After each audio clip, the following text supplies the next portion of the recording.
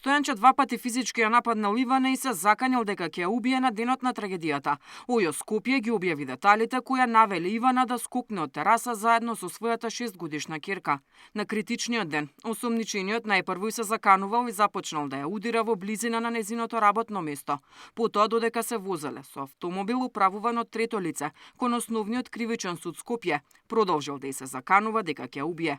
Во близина на судот повторно физички ја нападнал и нанел телесни повреди, при што кај неа биле констатирани хематоми по главата и телото. Подоцна откако од училиште заедно ја зеле 6-годишната ќерка, сведокот ги однел до нивниот дом за оштетената да се спакува и да замине кај мајка ѝ. Додека сведокот и осомничениот чекале пред зградата, оштетената се заклучила во станот со детето, пошто го извршила самоубиството, велат од ОЈО Скопје.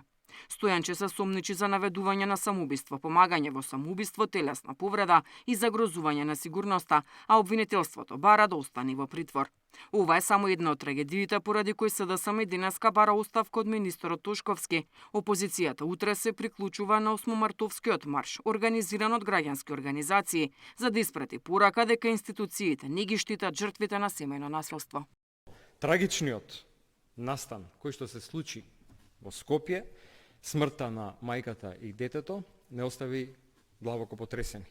И ова не е само индивидуална трагедија, ова е уште еден трагичен доказ за системскиот проблем со насилство врз жените, за неадекватната заштита, за неадекватната реакција на институциите, едноставно неуспехот на институциите да се справат со овој проблем. И од тука е нашата одлука.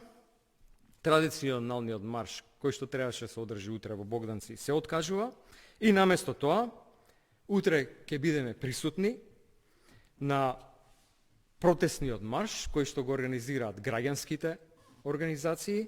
ОЈО Скопје денеска отвори истрага и против 55-годишниот скопјанец кој вчера беше приведен откако пукал и се заканувал на сопругата и трите ќерки.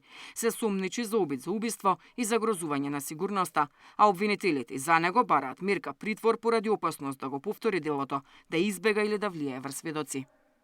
Деспина Тодоровска, Сител телевизија.